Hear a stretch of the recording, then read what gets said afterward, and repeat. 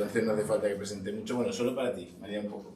La asociación se creó en el año 1947, sí. Por lo tanto tiene ya 79 años de historia. Sí, he tenido 2 guías maravillosas. Pues sí, te está explicando un poco. Sí. Bueno, pues eso, aquí huele a maestro hoy especialmente, sí, con el calor que hace, creo que va a ser un olor a maestro real en todos los sentidos, ¿no? Entonces, pues muchas generaciones han pasado por aquí y hemos heredado esta asociación que se dedica a la ayuda a los maestros y a la formación a los maestros y un poco también acompañamiento a las familias, padres e hijos, ¿no?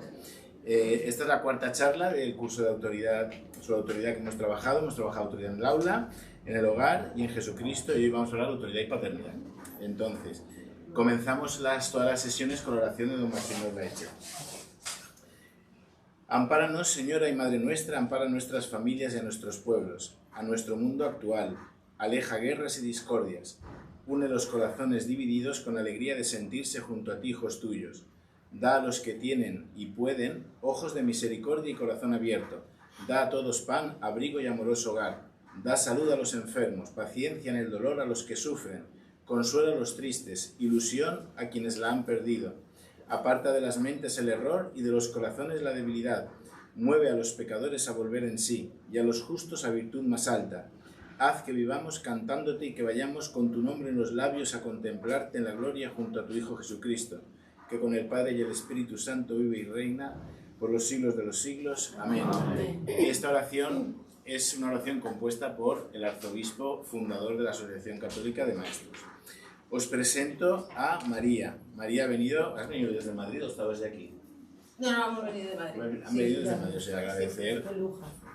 Mira ya, bienvenida. Pues nada, pues agradecer que ha venido desde allí.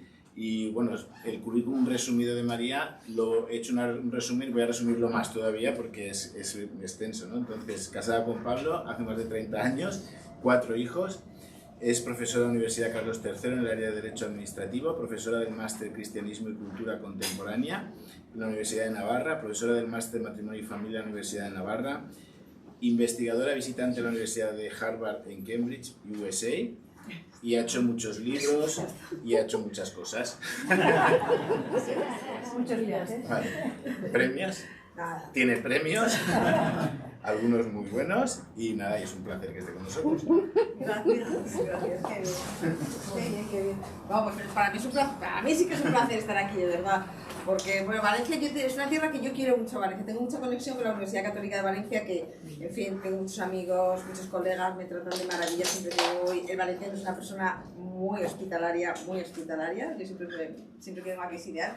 Y soy un poco valenciana académicamente, porque mi director de tesis doctoral es un valenciano de pro, Rafael Gómez Ferrer Morán, y bueno, fue el que me dirigió la tesis doctoral. Y como valenciano, yo he estudiado, yo soy profesora de Derecho Administrativo, pero no os preocupéis que no voy a hablar de Derecho Administrativo, es un rollo terrible, pero me dijo, bueno, pues me propuso el régimen jurídico de la Albufera de Valencia. Pues ya está, ahí. Ese tema es interesante. Pues ya está.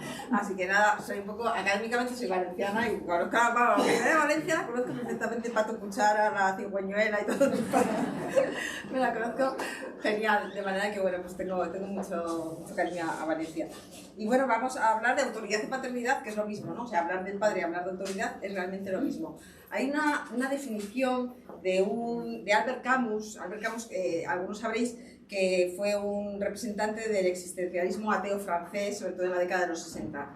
Bueno, murió en la década de los 60, en la década de los 50, ¿no? 40, 50, 60. Y bueno, yo pienso a veces que Albert Camus, junto con otros ateos así conocidos del siglo XX, como fueron Bertrand Russell o Nietzsche, fueron huérfanos de padre. Curiosamente. Entonces, muchas veces pienso que si ese descreimiento respecto de Dios no les vino precisamente porque no tenían un padre en la tierra, ¿no? Porque es verdad que cuando el padre realmente es el rostro carnal de Dios en la tierra, entonces cuando tienes un padre que es esa mezcla de fortaleza y ternura, pues entiendes que hay un Dios en el cielo que es padre, que es esa mezcla también de fortaleza y ternura, ¿no? Entonces, bueno, pues Albert Camus, como decía, para mí es una persona que hice la definición más ajustada, digamos, de paternidad que se puede hacer, ¿no?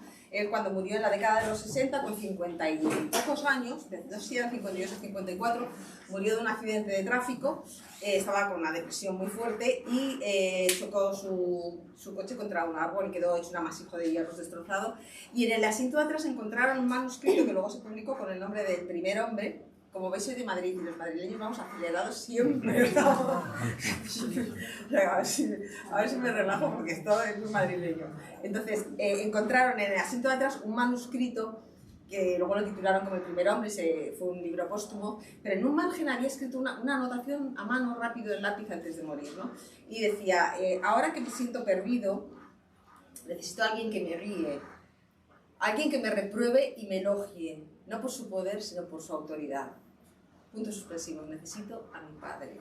Para mí es una de las definiciones más maravillosas de paternidad, de un huérfano de padre. O sea, ahora que me siento perdida, necesito a alguien que me guíe, que es un padre, un líder, alguien que guía, un modelo de masculinidad, una apertura al mundo exterior, alguien que me repruebe y me elogie, es decir, no solamente que me elogie y que me proteja y que me sobreproteja, como ahora mismo que el padre, en fin, fortalece poco y protege mucho, ¿no? Sino alguien que me repruebe también, que me elogie, pero que me repruebe, no por su poder, sino por su autoridad, ¿no? Entonces ahí ya la gran distinción, ¿no?, de poder y autoridad de un padre.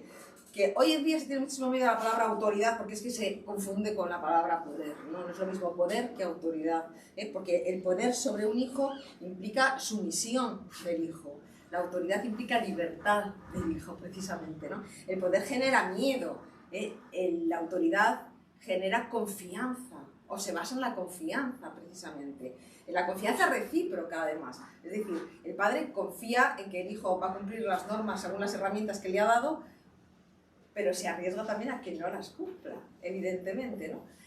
Ahí vemos, por ejemplo, la confianza de José en Jesús, cuando el niño se le pierde en el templo, 3 días, ¿no? Perdido, que hoy al padre que pierda al niño 3 días le meten en la cárcel, le quitan la patria potestad, pero ahí está, María y José perdieron a Jesús 3 días. ¿Por qué? Porque había autoridad, pero la autoridad implica dejación de libertad, confianza, incluso para que te den ciertos sustos o incluso para que desobedezcan, ¿no?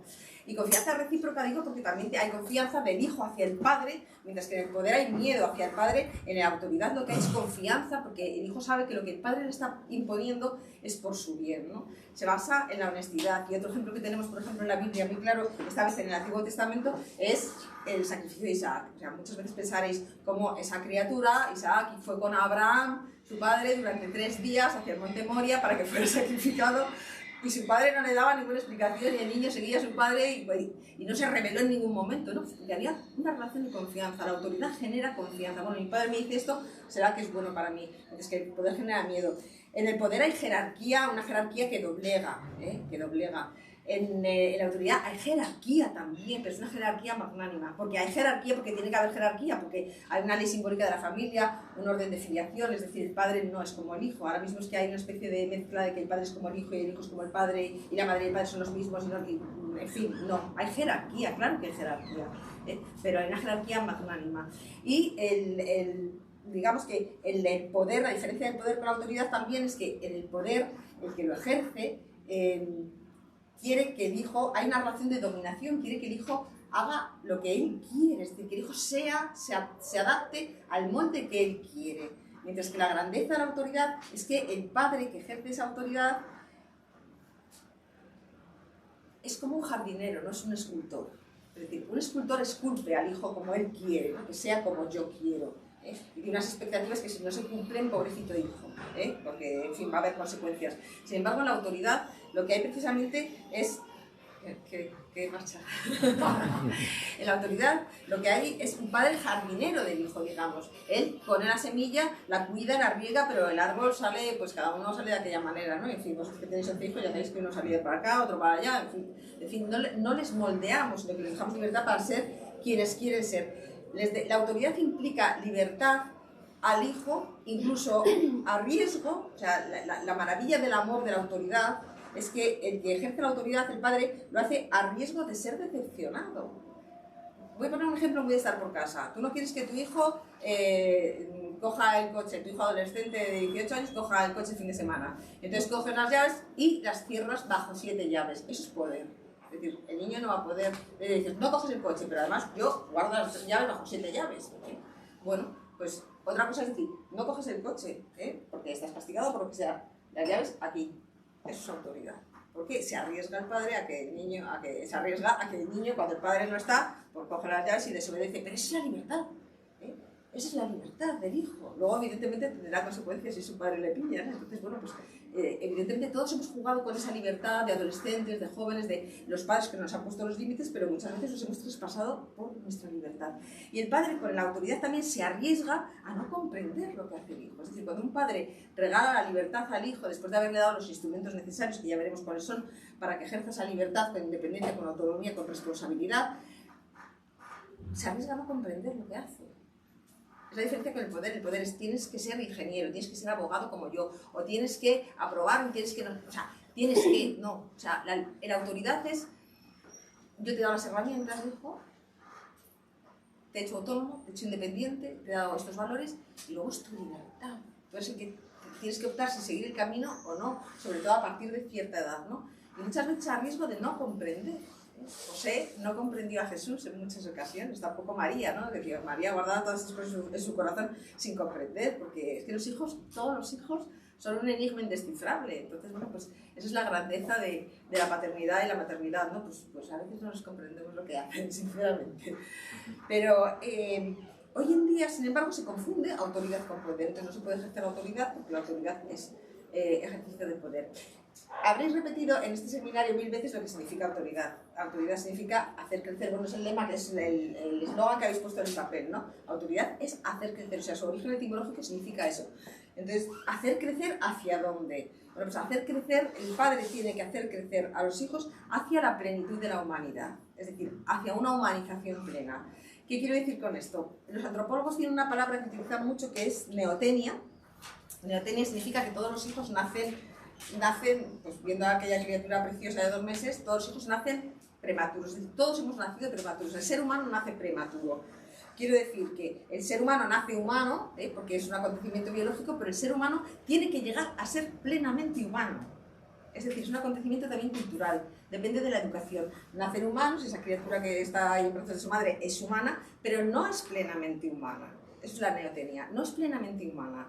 ¿Por qué? Porque no ha desarrollado en plenitud su faceta física, intelectual y espiritual. Es muy primitiva, es pequeña salvaje, se mueve por impulsos, quiere prolongar, curiosamente, como todos lo hemos hecho cuando teníamos esa edad, los mecanismos biológicos intrauterinos de nuestra madre. O sea, en el seno materno todos hemos estado sin frío, sin hambre, placenteramente, bueno, en fin, en el cielo, ¿no? El limbo. Y entonces cuando nacen quieren prolongarlos, quieren seguir estando fenomenal y es cuando hay que meterse en vereda y ir humanizándolos, porque si no serían pequeños salvajes. Sí, un ser humano, pero asalvajado y no llega a la plenitud de la humanidad.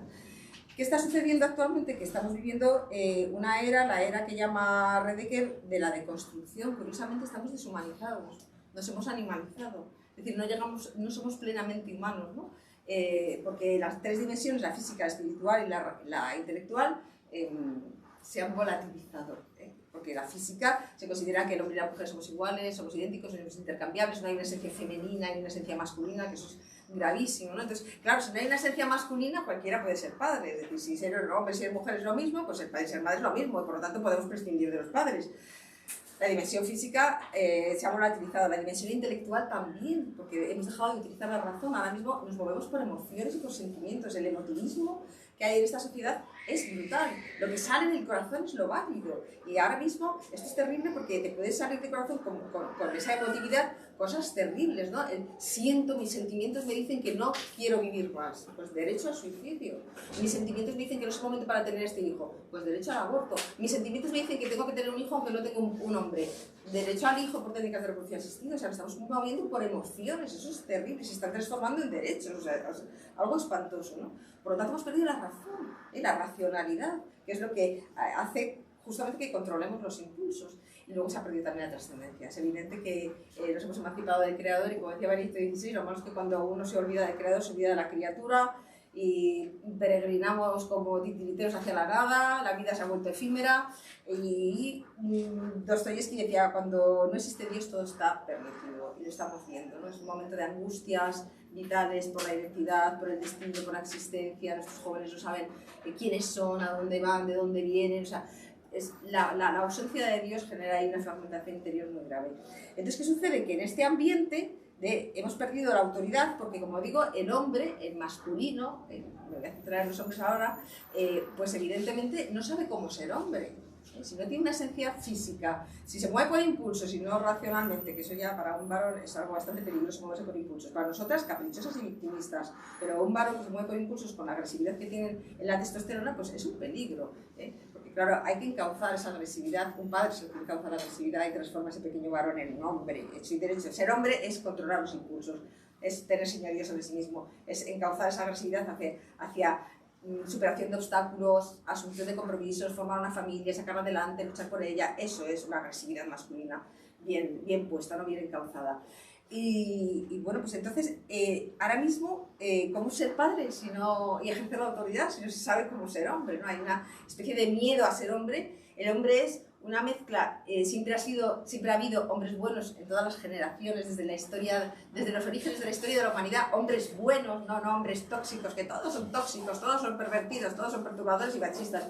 Pues siempre, la inmensa mayoría han sido hombres buenos, y esos hombres buenos han sido una mezcla de fortaleza y de ternura, de ese elogiar y reprobar que decía Albert Camus, fortaleza y ternura. ¿Y para qué? Pues para estar al servicio de la vida, ¿no? Al servicio de la familia, dando seguridad y protección. Un padre siempre ha sido las columnas del mundo de los hijos que los sostenía y evitaba que se derrumbara todo sobre ellos. Y tenemos ejemplos de hombres maravillosos, ejemplos que en santos y en héroes, precisamente, ¿no? En héroes, bueno, pues a mí me encanta Héctor en la Ilíada, pero de santos, pues en fin, San José. San José es una mezcla de fortaleza y ternura maravillosa, y como es, digamos, luego, la sublimación de San José es Jesucristo. Pero ahora mismo hemos perdido la capacidad de que el padre tenga autoridad porque hay lo que se llama lo que yo denomino una desculturización de la paternidad. No se sabe lo que es ser padre. Entonces, un hombre que no sabe lo que es ser padre, pues difícilmente va a ejercer la paternidad. Hay una tendencia a asumir el estilo femenino maternal.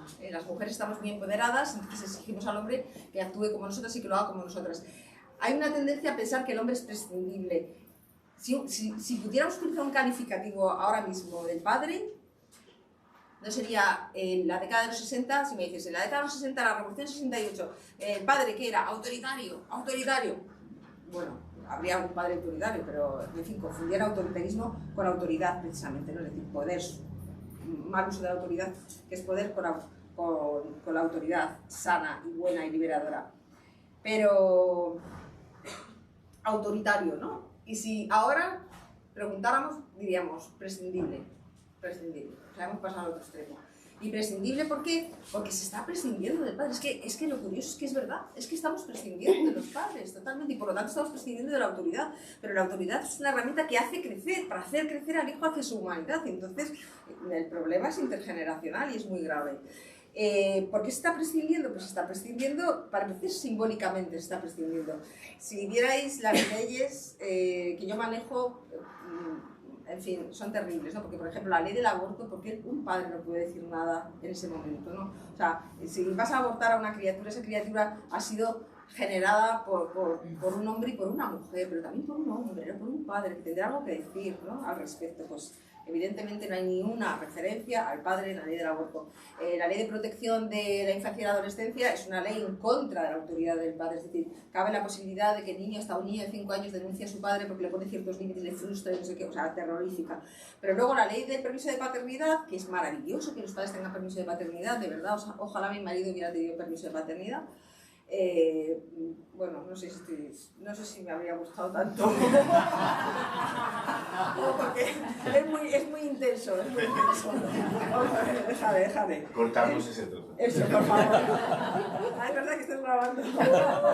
Bueno, pues la ley que regula el permiso de paternidad, la palabra padre no aparece, pero si es una ley sobre el permiso de paternidad. no aparece la palabra padre, ha sido sustituida por la expresión progenitor, distinto de la madre biológica, o sea, no hay padre, o sea, es una pasada, es tremendo, ¿no?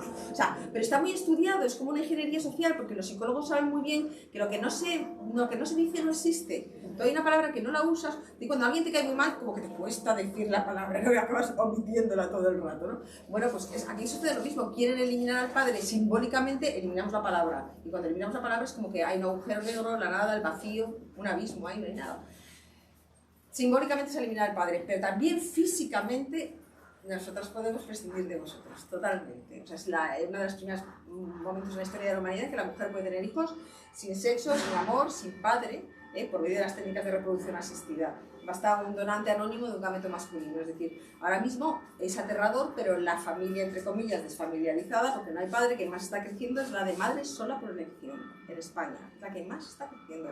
O sea, la cantidad de mujeres que van a una reproducción asistida sin un padre, con un donante anónimo de un gameto, es decir, no saben quién es el padre, no saben de dónde viene, es inmensa, inmensa. Normalmente mujeres mayorcitas, a partir de los 35, que además tienen menos posibilidades de quedarse embarazadas por esas propias técnicas, ¿no? Pero en este caso, ese niño nace sin raíces. Es decir, le falta parte de sus raíces. En el caso de que el cigoto femenino sí sea de la madre, porque si el cigoto femenino tampoco es de la madre, pues entonces le faltan las raíces del padre y de la madre. Entonces mira para atrás y no hay nada. No hay nada, no hay una genealogía, ¿no? Que es tan importante para los hijos. O sea, yo pienso en Jesucristo, San José no era su padre biológico, pero es que ya se encargó Dios de que tuviera un padre que le diera un linaje. El linaje viene del linaje de David, de la estirpe de David. Una estirpe con sus más y sus menos. El propio David tuvo sus historias, ¿no? No era un santo, pero es nuestro pasado, todos tenemos un pasado que tenemos que apropiarnos críticamente de él. A veces nuestro abuelo, nuestro bisabuelo, nuestro padre, pues a lo mejor no era, en fin, pero nos apropiamos críticamente de él y por lo menos sabemos de dónde venimos y podemos agradecer o podemos perdonar o podemos renovar el pasado, enmendar el pasado, ¿no? Sin un padre se está provocando muchísima neurosis en estos hijos, que por supuesto no tienen una figura de autoridad paterna, solamente la madre, que difícilmente ejerce esa autoridad porque asume al hijo como pareja, o la hija, como mi mejor amiga o mi pareja, y que luego no la suelta, y además ese hijo o esa hija no vienen libres. Hemos dicho, la autoridad es camino hacia la libertad. La autoridad es que el padre da los instrumentos al hijo, a veces de formas que no le gustan, porque cuando te ponen un límite te dicen que no y te frustran, al hijo no le gusta, porque recordemos que Jesucristo sufriendo aprendió a obedecer, se lo dice el Evangelio, Jesucristo sufriendo aprendió a obedecer, es decir, a Jesucristo como hombre tampoco le gustaría mucho que le dijera que no su padre, y estoy segura que San José le dijo no 1000 veces, le puso límites y le fortaleció, porque luego ahí le tenemos 40 días, 40 noches en un desierto. ¿Por qué? Porque tenía una fortaleza que había sido cuajada por un padre que le había puesto límites, le había frustrado, le había enseñado a gestionar la frustración, ¿no? Y el fracaso, y las caídas, y los obstáculos, y ahí estaba, y una fortaleza que luego también manifestó en la pasión. Impresionante, ¿no? Impresionante, como cualquiera había salido corriendo y sin embargo un mantenimiento ahí. ¿Por qué? Pues eso evidentemente era Dios, pero de una educación de un padre, que es el que te conduce a la libertad para que tú asumes la responsabilidad, ¿no? Entonces, cuando no hay padre, no hay nadie que te haga crecer, porque las madres, en este estado de nervios, digamos, de no tener un padre, lo que tienen es una relación además de dominación con el hijo, ¿no? De dominación. Vosotros pensad que cuando tú decides cómo traes vida, cuándo traes vida, incluso puedes elegir el sexo y puedes despreciar a los embriones que vengan con ciertas taras genéticas, te estás apropiando de la vida. Es la apropiación de la vida. Es lo más radicalmente contrario a la maternidad. Porque la maternidad es la adopción de nuestro cuerpo y de esa vida por amor para una alteridad que nos trasciende, es decir, para un niño que se tiene que largar, que se tiene que volar, que le vamos a dar la libertad aunque nos duela. O sea, es la paradoja de la maternidad. La maternidad es que lo damos todo a una criatura para que se marche, para que sea libre, para que vuele. Es así la maternidad, les perdemos desde que nacen, no son nuestros, somos sus custodias, pero tenemos que regalarles la aventura, el mundo, la libertad, en fin, que prescindan de nosotras, que no nos necesiten para nada. Ese sería el gran logro de una madre, sería que no nos necesiten para nada, pero que nos quieran para todo. Pero claro, o sea, luego llega tu hija y se queda encerrada en el ascensor y en vez de llamar al timbre del socorro, me llama a mí. Con 25 años digo, ¿tú qué estás haciendo? ¿Por qué me llamas a mí? Es un botón que pone, está a 100 kilómetros de distancia. Digo, ¿para qué me llamas a mí? O mi hijo el otro día me llama con 26 años. Mamá, estoy en un atasco. Digo, ¿qué quieres que haga? ¿Qué quieres que haga? Pero es que no llego a clase. Digo, pues que no es mi problema. O sea, claro, pero que no me necesiten, por favor. O sea, yo se supone que les educa para que no me necesiten, pero esas llamadas son constantes, de verdad, te lo digo. Mamá, estoy en casa. Yo, pues muy bien, ¿qué quieres que te diga? Ah, bueno, pues nada, o sea, como tienes que estar aquí, tienes que estar aquí. O sea, pues vamos a ver, bueno, pues será que me quieren, ¿no? O sea, prefiero pensar eso. Pero no llamar a su padre, no llamar a su padre, o sea, que su padre le va a decir, vamos, ni escoge el teléfono. O sea, que, claro, es su padre, ¿no? Fortalece a la criatura para que salga solo del ascensor, aunque sea trepando, yo qué sé, pero vamos. De manera que es angustiosa la ausencia que hay de padre, la ausencia que hay de autoridad, y está teniendo unas consecuencias muy serias socialmente hablando. Hay también otra ausencia, que es la ausencia que provocamos nosotros las mujeres. Ahora mismo hay un concepto del hombre muy negativo, muy perturbador, ¿no? Al hombre se le deja que sea suave, cariñoso, empático, amistoso, emotivo, sensible. Eso es fantástico, eso ha sido una ganancia, porque antes los hombres, es verdad, que no expresaban sus emociones demasiado y por lo tanto había una distancia emocional, pero también sufrían, evidentemente, porque eso de el hombre no llora, no seas niña, todo eso generó, pues en fin, una serie de heridas, porque cuando el hombre reprime sus sentimientos, no puede llorar en un funeral o no puede emocionarse con una obra clásica de música, pues es una represión de sentimientos que es muy dolorosa, ¿no? Pero ahora no, ahora es todo lo contrario, o sea, llora todo lo que quieras, abraza, grita, sé emocionante, sé no sé qué, pero no seas fuerte, o sea, no muestres fortaleza porque eso es tóxico, Entonces la fortaleza, es verdad que una fortaleza desviada no ofrece seguridad, sino brutalidad, eso es verdad, pero eso es un hombre, una perversión de hombría también, porque hemos dicho que el hombre es aquel que controla sus impulsos, luego aquel que no los controla es un pseudo-hombre realmente. Es la hombría, la virilidad plena es justamente el haber adquirido el control de los impulsos, es el señorío sobre uno mismo, es el encauzamiento de esa agresividad para servir a los demás.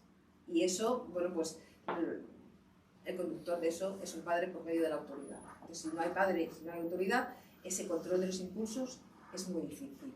Y nos estamos encontrando con unas cifras y con unos datos que dan miedo, o sea, las cifras y datos de relación de ausencia paterna con violencia, sobre todo de varones, de relación de ausencia paterna también con problemas internos de niñas. Las niñas, cuando hay una ausencia paterna y hay una ausencia de autoridad, suelen repercutirlo internamente, con depresión, con anorexia, con embarazos, en la búsqueda de una afectividad masculina que la buscan en chicos, la buscan sexualmente y no la encuentran. Entonces, en fin, unas pobrecitas en unos caminos que no son los correctos porque no había un padre que con autoridad le pusiera las barandillas en su sitio, los límites, las señales de tráfico, las líneas rojas, le dijera, por aquí no pasas. Luego pasa la niña y ha desobedecido, pero es su problema, ya sabe que por ahí no se puede pasar. Que es lo que ella quiere saber, o sea, ella quiere saber que tiene un padre en casa que le va a decir que no, y que le va a poner un límite. Y para el chico, cuando no hay un padre, los datos y cifras de violencia son terribles, son terribles. Es decir, el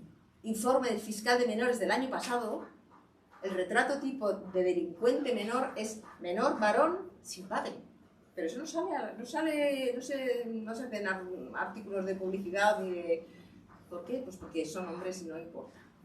Y los hombres no se tratan nada. O sea, si las niñas no van a ingenierías, nos volvemos todos locos, porque no están estudiando ingeniería. Bueno, ¿qué vamos a hacer? No querrán estudiar ingeniería, porque aquí las medidas que se están tomando son brutales. Pero si los niños tienen problemas, y los niños están en la cárcel, y los niños no tienen padre, y los niños fracasan escolarmente el doble que las niñas, aquí no pasa nada. Aquí no se hace nada, porque son varones, porque son hombres, y al hombre se le desprecia ahora mismo. Es terrible, ¿no? Cuando nosotras no podemos ser libres tampoco sin un hombre, no progresamos igual sin un hombre. ¿Soltera o casada? Porque soltera, cuando dijo la exministra, y me estoy yendo por cerros de Úbeda, perdonad, Montero, eso de que quiero volver sola y borracha, pues allá tú, hija mía, porque yo voy a volver mucho más borracha si voy bien acompañada, o sea, más borracha, más tarde, mucho más libre, o sea, es que es así, es verdad. Yo bien acompañada de un hombre, de un caballero, pues puedo beber más, volver más tarde y por callejones oscuros, porque sé que ese hombre me va a llevar hasta mi casa, y va a hacer la puerta, decir, anda, hija mía, que tengo pareja, pero más libre, es que es verdad. Luego como matrimonio igual, luego lo comentaré. Entonces, prescindir de un padre, los datos del fiscal son tremendos, pero por ejemplo, en España es que no hay estudios, pero en Estados Unidos el 90% de los jóvenes que están en prisión, 90% crecieron sin su padre. Entonces, claro, ¿qué sucede? Hay una relación causal, hay una relación entre esa agresividad que transforman en violencia y que las madres no son capaces de controlar, porque el estudio que hay en Estados Unidos que dice que el 90% de los jóvenes que están en prisión carecían de padre, la inmensa mayoría de ellos tenían una madre muy competente, una madre cariñosa, una madre que les quería, una madre que les... Y el niño acaba en prisión. ¿Por qué? Porque las madres a partir de cierta edad no podemos con los varones, sinceramente, no podemos. Porque transformar a ese pequeño varón que es un salvaje, porque la testosterona le hace que se mueva, porque no es una niña, no podemos llevar la biología, entre los 6 y los 12 años tiene crecimiento muscular brutal, luego tiene otro crecimiento muscular, luego el córtex frontal no lo tiene como nosotras, que es la zona de contención de impulsos, que madura a los 25 años, ahora mismo ni a los 25, pues claro, porque como no tienen límites de ningún tipo, eso no llega a madurar. Entonces, claro, los impulsos están ahí, como vivimos en una sociedad que la libertad es dar rienda suelta a los impulsos, eso es maravilloso, pues entonces sucede lo que sucede. Pues sucede que el año pasado, en verano, salieron miles de jóvenes a la calle, en Francia, en varios pueblos de Francia, si recordáis en agosto, pues quemando mobiliario urbano, saqueando tiendas, porque un policía mató a un joven accidental o no accidentalmente, me da igual la causa, pero es que salieron miles. Y entonces yo recuerdo que salió Macron a los medios y dijo, es que hay hambre de ley. Pues claro, señores, es que hay hambre de ley del padre, perdón, de ley del padre. Hay hambre de ley, porque la ley empieza en casa, la ley empieza en el hogar, la ley empieza por el no del padre. Cuando un hijo acepta un no de su padre, acepta un no luego de una autoridad, de un policía, de un sacerdote, de un profesor. Pero ahora mismo, pues yo tenía un alumno el otro día que me vino a reclamar y se sentó, por cierto, sin padre, de padres separados, pero el padre no le deja a la madre ejercer de padre. Vino, se sentó a reclamar el examen, a revisión, y tenía un 2. Y le dije, mira, pues tienes esto mal. Ya está la revisión, ahora ya te puedes ir. Y me dice, no, yo de aquí no me muevo hasta que no lleguemos a un acuerdo. Y dije, ¿pero qué acuerdo quieres? O sea, no toleraba un no. Digo, ya te estás largando de mi despacho. Le tuve que llamar a seguridad. Un pedazo de estudiante universitario. Bueno, pues al irse, me dice, me da igual suspender porque lo tengo todo en casa. Digo, pobrecito mío, qué pena me das, hijo mío. Y no tengo ningún motivo para seguir la carrera, porque yo sí que lo tengo todo en casa. Y digo, pues nada, fenomenal. Es decir, el padre también tiene ese papel, el papel de favorecer la carencia, decir no, esto no, y no dar no, que es algo que ahora mismo muchas veces hay ausencia. ¿Por qué lo decía él? Porque había ausencia paterna, pero ese padre ausente lo estaba, digamos, lo estaba sobresaturando materialmente para compensar. Entonces, efectivamente, lo tenía todo materialmente, pero existencialmente no tenía a su padre, no tenía nada. Claro, así iba el pobre por la vida, perdido totalmente. De manera que el padre es muchas veces nosotras mismas, las mujeres, le hacemos como prescindible. Incluso cuando en nuestro entorno, que sabemos en fin, que nuestros maridos son maravillosos, incluso en nuestro entorno muchas veces no nos damos cuenta y les exigimos, porque la sociedad es la que es y nos acaba influyendo, les exigimos que sean como una madre bis. Es decir, les criticamos, les censuramos, les corregimos, pero es que lo haces mal, pero no grites tanto, pero no pongas límites, pero es que no sabe bañar al niño, pues tienes que estar 3 horas con el aceite y la música, no 1 minuto sumergiéndole y sacándole, pero ¿cómo le das la papilla? Pues se están manchando, o sea, vamos a ver. Es su padre, o sea, que lo haga como le dé la gana, lo va a hacer de una forma totalmente distinta a nosotros, no tiene nada que ver, pero no se le puede desautorizar así, exigirle. Ahora mismo hay muchos padres muy bien intencionados que lo hacen como lo dice su mujer.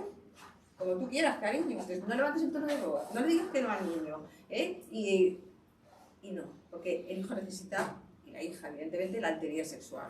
Necesita una madre que protege, un padre que fortalece, una madre súper controladora, porque si somos nosotras, que si no me contesta el WhatsApp ya pienso que lo han secuestrado, un padre que libera, un padre que da autonomía y que dice al niño o a la niña que se vaya al campamento, que nade sin manguitos, que monte la bici sin ruedines. El otro día, yo tengo 2 pastores alemanes, son 2 bestias, pero bueno, no tiene nada que ver, tiene que ver que para sacar a los pastores alemanes, pues me fui al campo, a un campo muy campo. Y para entrar al campo hay un camino de esos de ganado, ¿sabéis? Las barras que se ponen en el suelo de ganado para que no salga el ganado, y una puertecita para entrar y salir. Obviamente yo no voy por el camino de ganado, uso la puerta, ¿no? Pero venían un padre y una hija en bici. Y la hija tendría 8 años, en bici. Para que veáis lo que es un padre. O sea, y no usaron la puerta. Se puede usar la puerta para salir. Lo lógico y normal es abrir la puerta y que salga la bici del padre y la bici de la hija. Pues no, el padre se emperró en que tenía que salir la niña por el paso del ganado, ¿vale? Y él pasó por el paso del ganado, perfecto. ¿Qué pasó con la hija? Pues imaginaos, o sea, la hija empezó por el paso del ganado, hizo rack la bicicleta, para abajo, una pierna para acá, la otra para allá, llorando, llorando, llorando. Yo me quedé a ver la escena, ¿vale? Y dice, y la niña llorando, llorando, llorando, súper educada porque no dijo nada terrible a su padre, que vamos. Y entonces el padre la cogió, la sacó de ahí y le dije, bueno, ya está, le dejaré en paz. No. Vamos a volverlo a intentar. La niña llorando, pero que tienes una puerta, déjala pasar por la puerta. No. Oye, hasta que no pasó el paso de ganado con la bici, la niña llorando, pero se había hecho heridas, O sea, la caída es muy grave, o sea, pues tú sabes que te metes una pierna ahí y se te parte, vamos. Lo que pasa es que la niña era 8 añitos, esos huesos son de verdes. Bueno, pues hasta que no lo consiguió, no paró el padre. Pero muy bien, o sea, sin gritar ni nada. Y la niña seguía llorando. Entonces yo me acerqué y le dije, hija, qué suerte tienes con tu padre. No sabes la suerte que tienes del padre que tienes. Y se me quedó así, se sobraron los mocos. Me había dicho, pues señora, usted está loca. Pero qué suerte tienes, eso es lo fuerte que te está haciendo. Y de verdad que lo pensé, ¿no? Y pensé, menos mal que no es mi marido porque le cojo el estrello contra la pared. O sea, ya ser mi marido y me mato. Pero viendo la escena y viendo cómo lo estaba haciendo, con qué cariño el padre, con qué paciencia, y también arriesgándose a que la hija en un momento dado le mandara la mierda y le dijera que le odiaba, y que, oye, yo dije, jo, nuevo padre, macho. O sea, qué barbaridad. Entonces, esos padres ahora hay pocos, sinceramente. ¿Por qué? Porque las madres no lo permitimos. Yo no sé qué le pasaría al llegar a su casa, O sea, vamos a ver, seguramente su mujer le pondría verde. Pero vamos, es que no se atreve. Porque es que hay que hacer las cosas como lo dice mi mujer, porque es el estilo femenino maternal el correcto y el estilo del padre de toda la vida no es correcto porque es perturbador, porque es tóxico, porque perjudica, porque frustra. Pues claro que frustras, que es lo que hay que hacer, frustrar a los hijos. Eso es la autoridad, ¿no? Eso es la autoridad. Es hacer crecer al hijo en fortaleza, en herramientas, en libertad, al final en libertad. Porque si un hijo tiene las herramientas básicas para superar obstáculos, tiene las herramientas para ser libre, ¿no? Entonces, el padre que pensamos ahora mismo que es prescindible, no es prescindible. O sea, nosotros, por ejemplo, y sobre todo, no hay que exigirle que sea como nosotras. En la universidad, yo me estoy dando cuenta, desde que hay permiso de paternidad, que cuando un profesor, vosotros sabéis que en la universidad nos exigen dar docencia, pero también investigación, es decir, no solo damos clases, sino que tenemos que escribir, lo que te voy a contar. Entonces, si no escribes, pues te vas quedando para atrás, no sacas la plaza, no promocionas, bueno, pues en fin, si tienes suerte no te echan, pero vamos, lo normal es que sí. Entonces tenemos que escribir, investigar, publicar. Cuando tienes el permiso, a los profesores, cuando se les da el permiso de paternidad, esto es una realidad. Vuelven muy contentos porque han tenido un niño, pero vuelven con un libro debajo del brazo. Han investigado, han escrito durante el curso de paternidad, o sea, han podido cuidar al niño y escribir un libro. Ya me diréis a mí cómo cuidar al niño. Porque cuando nosotros volvemos del permiso de maternidad, volvemos hechas polvo, cansadas, agotadas, no hemos podido ni lavarnos el pelo y por supuesto no vamos a escribir un libro porque no hemos podido. Entonces, claro, ¿qué ha pasado? Pues que nuestro estilo de protección y de control y de seguimiento del niño no es el estilo masculino. El nuestro es que no les perdemos ojo. Y si hace ñe, ya estamos cogiéndole, ya estamos donde está, y la que ha comido, que no ha comido los centímetros cúbicos del antibiótico y la hora exacta de o sea, no vivimos por y para los hijos. Entonces no nos da tiempo a escribir, ni a lavarnos, ni a ir al baño, ni a nada, no nos da tiempo para nada. Pero ellos sí. Ellos echan al niño al carrito, al saco le meten 4 juguetes y es que no le oyen llorar. Se ponen a escribir, toco, y de vez en cuando hacen así, y escriben un libro. ¿Esto es malo? No, es que esto no es malo. Esto es bueno. O sea, en la universidad se les critica la barbaridad. Pero qué mal padre, pero cómo has podido escribir un libro, pero qué barbaridad, pero que si es una maravilla. Pero es fantástico porque el niño no necesita que esté su padre igual que está su madre a todas horas encima de la criatura. El niño se va a fortalecer mucho más porque el pañal lo va a tener durante 5 horas en vez de tenerlo la media hora que le deja la madre. Claro, o sea, es verdad, se va a acostumbrar a tener ahí un paquete bien puesto, y va a pasar más hambre, y va a pasar más frío, y va a estar más sucio, y va a estar... Eso sí lo hace a su estilo, pero ahora mismo los padres además lo hacéis fenomenal, todos, es que es la verdad, o sea, estoy parodiando, pero es que es verdad, lo hacéis fenomenal. Pero es verdad que lo hacéis fenomenal a vuestro estilo, que es muy distinto del nuestro. Y es algo que ahora mismo no se permite que el padre intervenga a su estilo. Y nos estamos perdiendo muchas cosas, nos estamos perdiendo, por ejemplo, esto de que el padre es un opresor, porque la autoridad oprime, no, perdón, o sea, el padre cuando ejerce autoridad lo que hace es liberar, o sea, el padre es libertador. Entonces, hasta que no nos demos cuenta de eso, tenemos hijos que son sobreprotegidos, esclavos de sus impulsos, de sus deseos, de sus caprichos, por lo tanto, esclavos, no son libres, porque el padre con la autoridad lo que hace es conducirle hacia la libertad, precisamente de su responsabilidad. Libera al hijo, le libera en el sentido también de que le libera de nosotras. O sea, los padres liberan a los hijos de nosotras. ¿Por qué? Porque les amamos tanto, con tal potencia, que es que les asfixiamos en amor, les ahogamos, les sofocamos, no les dejamos crecer, no dejamos que tengan un obstáculo, no dejamos que se caigan, no dejamos que... Entonces, al final, se crea hay una relación un poco asfixiante. Y eso es natural, y es normal, y es bueno, y es la naturaleza femenina, maternal, que es que esas criaturas, pues las hemos tenido en el seno materno 9 meses y luego... pues es que no podemos prescindir de ellos, porque es que, en fin, son la razón de nuestra existencia, y eso es un error, ahora lo diré. Entonces, el padre lo que hace es liberar al hijo, desmaternizar al hijo. Es muy importante que los hijos sean desmaternizados, porque el mundo femenino maternal es un mundo muy dulce, pero no es un mundo real. Hay que lanzarlos al mundo real, desde que son muy pequeñitos, que empiecen a saber lo que es el mundo de los obstáculos, el mundo de los fracasos, el mundo de la gestión de problemas. Entonces, el padre libera a los hijos, les separa, ¿no? Sin separación no hay crecimiento, hay que separar a ese hijo de su madre. Sin separación no hay crecimiento, pero también nos libera a nosotras. ¿Por qué? Porque si de verdad dejamos entrar a un hombre, a un padre, en el hogar como lo que es, como un padre, como un hombre, haciendo las cosas a su manera, de aquella manera, sin críticas, sin censuras, sin corrección constante, nosotros vamos a ser más libres. Muchas veces nos quejamos, es que no puedo, no, yo lo hago yo. Estamos trabajando fuera y estamos trabajando dentro y hacemos lo que le corresponde a él porque le estamos diciendo, no, es un inútil. Hay un prejuicio de inutilidad masculina. Es un inútil, no lo hagas tú, lo voy a hacer yo porque es que le das mal el biberón, le cambias mal el pañal. Entonces, esto está muy extendido, es que hay estudios que lo demuestran, o sea, esto no es una teoría. Lipovetsky tiene un libro que se llama La tercera mujer, que ha demostrado por encuestas y por estadísticas que el 80% de las mujeres profesionales consideran que sus maridos son unos inútiles y que prefieren que no hagan nada. Entonces, claro, dices, ¿usted se está quejando de que no puede conciliar? Pero si tiene un marido ahí en barbecho que lo puede utilizar, no lo entiendo. ¿Por qué? O sea, ¿por qué lo encierra? Déjele que intervenga, ¿no? Es verdad, o sea, no lo puedo comprender. Entonces, el 80%, mujeres profesionales actuales, Entonces, claro, también tiene que ver con la desvalorización del hombre, ¿no? Es decir, que el hombre, bueno, pues que el hombre no sirve para nada. O sea, vamos a ver, dejar que entre, que haga lo que le dé la gana y tú sal, y estarás mucho más relajada, podrás conciliar mucho mejor, en fin, ¿qué os voy a decir, no? Pero luego, claro, te libera al niño de la madre, libera a la madre del niño, al niño le libera de sí mismo, de sus impulsos, ¿no? Porque le enseña por límites, por el no, por la frustración. La frustración debería ser un derecho fundamental de la infancia, un derecho a ser frustrado, derecho a que me digan que no es un regalo, siempre. Y hay niños y jóvenes que no reciben el regalo del no, nunca, jamás. Y que no reciben un límite, nunca, jamás. Yo tengo una alumna, me está acordando de dos. Tengo una que me dice, mis padres no me quieren porque no me dicen que no. Ahora qué curioso, ¿eh? Qué curioso. De que se rapa el pelo y le parece fenomenal. Que se pinta de verde, le parece fenomenal. Que se pone 8 piercings, le parece fenomenal. Que dice que se va a meter monja para ir al otro extremo, que fenomenal. Que no dice que no. Por lo tanto me dice, no me quieren. Y luego tengo otra alumna que tiene anorexia y que roban los supermercados para que la policía la coja. Porque necesita una ley.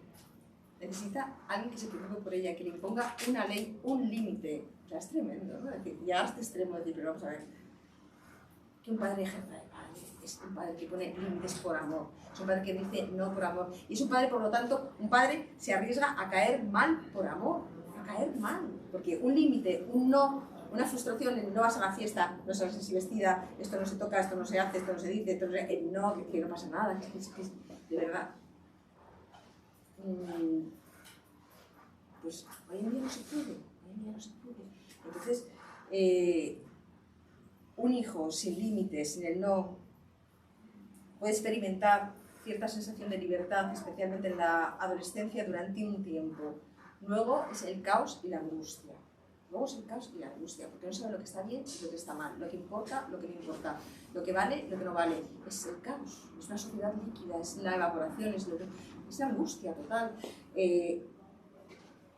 Los griegos nos lo explican muy claramente. Cuando Edipo mata a su padre no sintió liberación, sintió desesperación y angustia. Y en Ítaca, la patria de Ulises, en ausencia de Ulises, reinó las hordas salvajes, no había ley. Es decir, sí que ya los griegos nos estaban advirtiendo. La ausencia del padre y de los límites del padre es una ausencia que nos lleva a la horda salvaje, a un estado precipitatatorio. No hay ley del padre, no hay el no hay... Entonces, claro, no hay orden.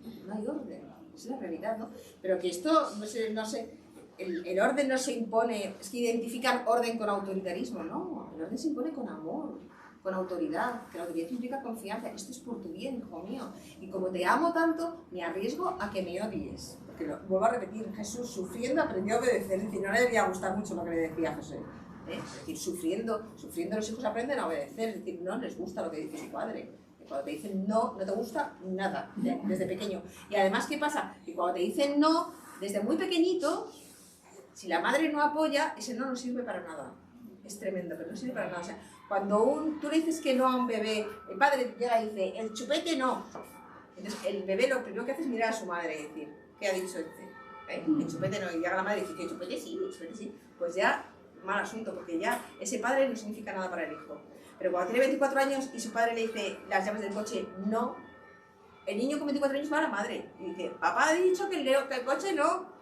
¿Para qué? Para que sabe que la madre va a decir, ay, tu padre, ¿cómo es? Toma la llave del coche. Y eso está mal, evidentemente. Entonces, claro, no podemos estar desautorizando al hombre continuamente porque el hijo además necesita un tándem. Muchos de los problemas que ahora mismo los hijos vamos a llevar al hijo al psicólogo porque tiene depresión, porque tiene anorexia, porque va mal en el colegio, porque fracaso escolar. Si el matrimonio nos centráramos el uno en el otro, estuviéramos menos centrados en los hijos. Si nuestra vida no fuera niñocéntrica, a ver qué quiere el niño, cuando lo quiere, cómo lo quiere, que no llore, que no sufra, que no sé qué, nos centráramos más en nuestra pareja, en el cónyuge, muchos de esos problemas, muchos son manifestación de que el hijo no ve en sus padres esa armonía que debería haber.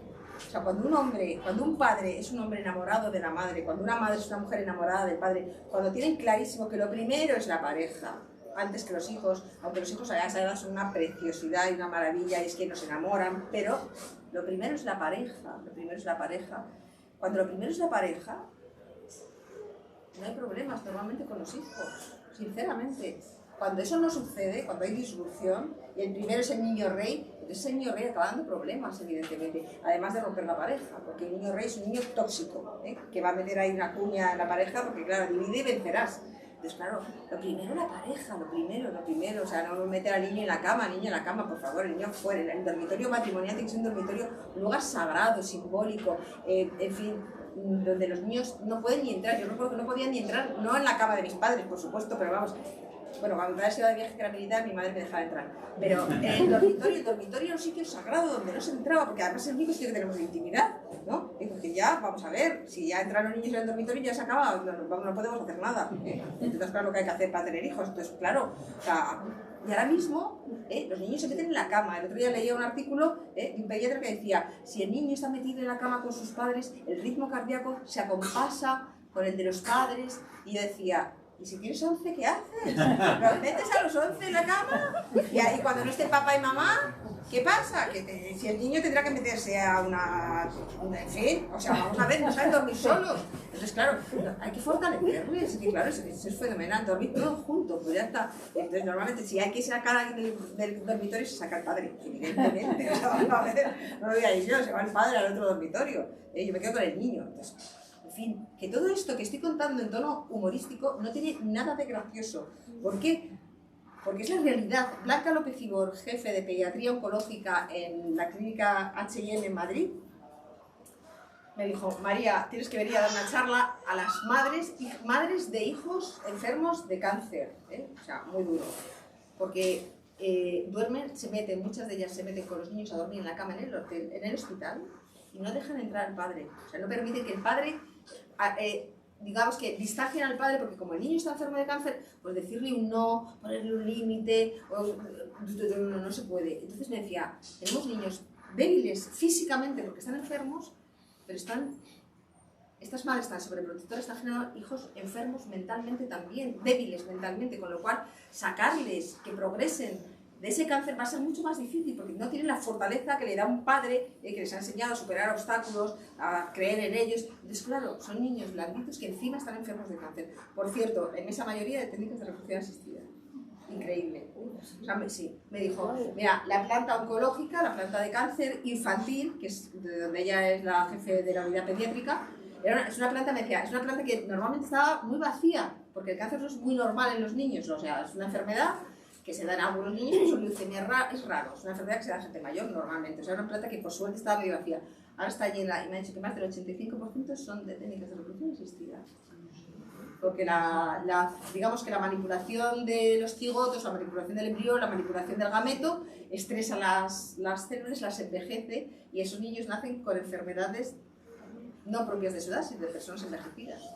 Nacen con reuma, con cardiopatías, con un espectro autista altísimo, y eso no se dice tampoco, ¿eh? Pero habría que advertirlo, porque hay un libro que se llama El último in vitro, de un psicólogo maravilloso, que señala todas estas cosas que las clínicas callan, porque claro, hay muchos intereses económicos detrás, se gana muchísimo dinero con todas estas técnicas.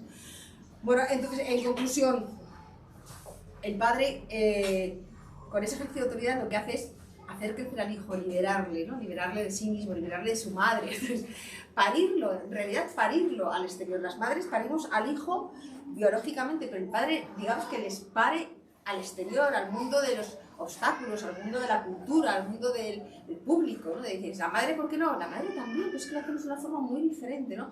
Los límites que pone una madre suelen ser mucho más flexibles, el no de una madre es mucho más relativo, pues nos mira con esos ojos de gato y ese no, pues saben, en fin, o sea, es así, o sea, un no de un padre, el padre, ¿por qué pone un no más tajante si le dejamos? ¿Por qué pone un límite más tajante si le dejamos? ¿Por qué frustra más? Y aunque sepa que es odiado a veces, es una manifestación de amor, o sea, la frustración, frustrar a un hijo, hay que amar mucho a un hijo, para aguantar el llanto, para aguantar los ojos en blanco, para aguantar que te digan que te odio, papá, y que te odie y no te diga la palabra durante meses, o sea, eso es amor, es una manifestación de amor, el mantenerse ahí, y a un padre le resulta doloroso, pero más sencillo que a una madre, porque no ha tenido la conexión emocional que tenemos nosotras, físico-química, digamos, neurológica, de haberle tenido el seno materno. Entonces él tiene un poco más de distancia. ¿No sufre un padre cuando pone un límite y cuando viene un hijo que pues claro que sufre, evidentemente, pero es que hay que estar ahí al pie del cañón, eso es el amor precisamente, Y los hijos no lo van a comprender, los hijos van a decir, odio a mi padre, tú no te preocupes que ya me comprenderás cuando tengas hijos que no te comprendan a ti, o sea, todo llega en la vida. Todo llega, ¿no? Y la madurez, decía Freud, con el que no comparto muchas cosas, pero hay frases que sí, evidentemente, decía Freud, maduramos cuando aprendemos a perdonar a nuestros padres, y es verdad. ¿Cuántas cosas tenemos que perdonar a nuestros padres? Cuando, en fin, ese es muy chiquitín y esta joven se acerca para preparar porque dentro de poco saca el listado de agravios. ¿Por qué no me hiciste? ¿Por qué no me dijiste? Porque sobre los 25 o 35 saca el listado de agravios y empieza. ¿Por qué no me obligaste a estudiar más? Dice, ¿cómo te voy a obligar a estudiar más? O sea, yo te digo que estudies, pero luego es tu libertad, lo de siempre. ¿Y por qué no me obligaste? ¿O por qué sí me obligaste? ¿Y por qué me hiciste? ¿Por qué no me hiciste? O sea, la lista de agravios es infinita. Es infinita. Para los padres que lo hemos hecho como hemos podido, evidentemente, ¿no? O sea, mi hijo pequeño, que tiene 25 años, me echa en cara que no le di el pecho. O sea, estás loco. O sea, ahora mismo está muy de moda culpar a las madres de todo. Es decir, no, es que yo me cojo infecciones de oído porque no me diste el pecho de pequeño. Y digo, tú debes estar mal de la cabeza. Vamos a ver. Pero luego el otro, que fue a un colegio solamente de chicos, me dice que él está muy frustrado porque tenía que haber ido a un colegio mixto. Digo, vamos a ver, llevas casado 3 años con tu mujer muy feliz y ahora no me digas que estás frustrado porque tenía... O sea, todo... mi hija que ha tenido SIBO, ¿no? ¿Es SIBO lo que es? ¿Sí? SIBO.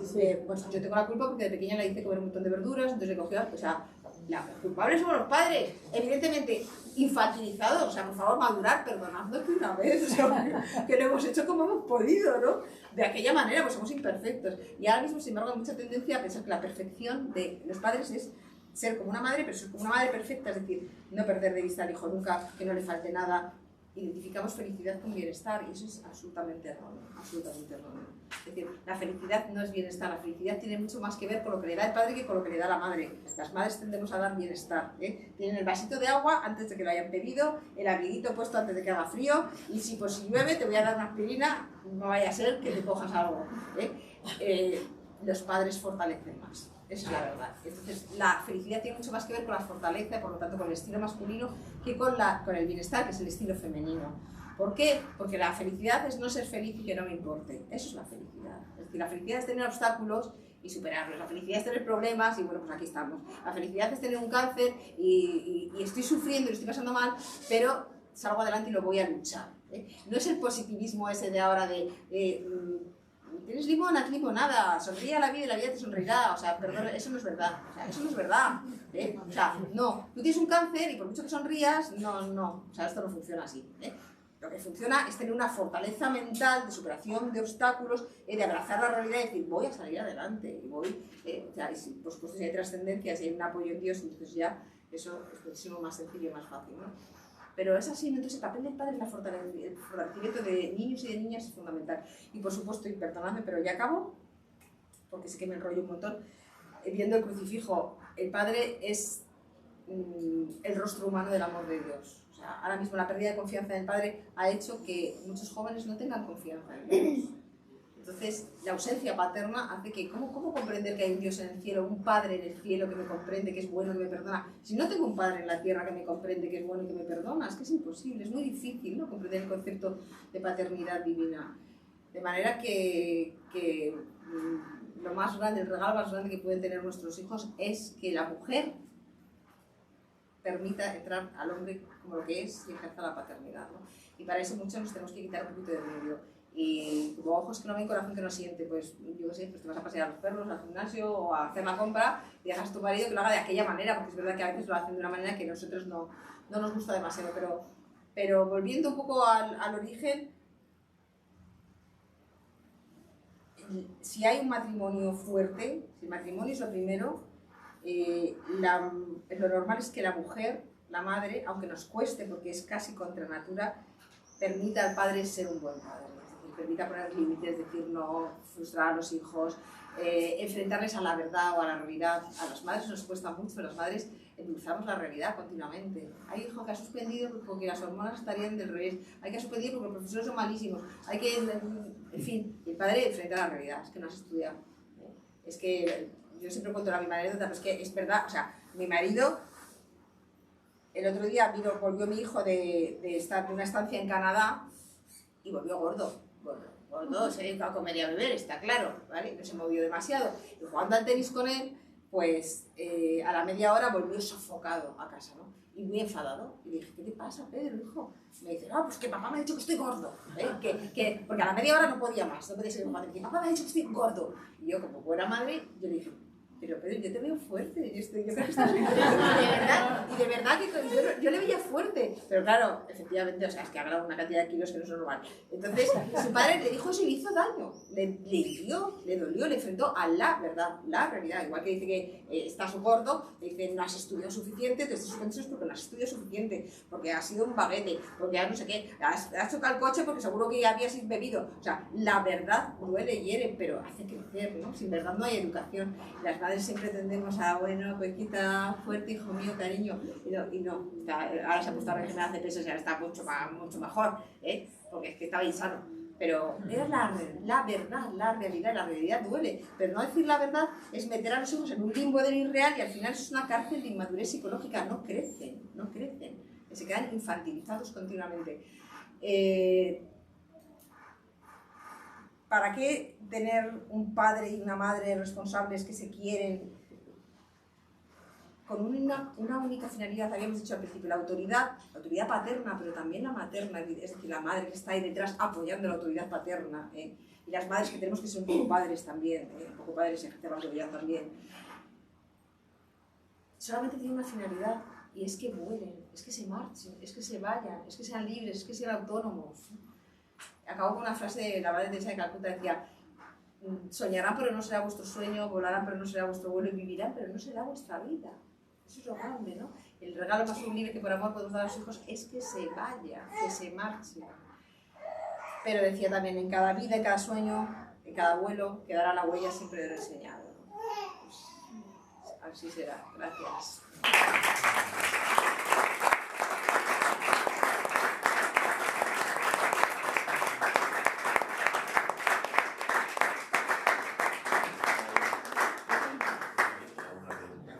A preguntar los que queráis. Sí, si alguien quiere preguntar algo a María. Claro, claro.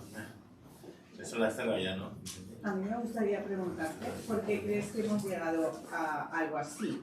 O sea, Sí. ¿por qué los varones han perdido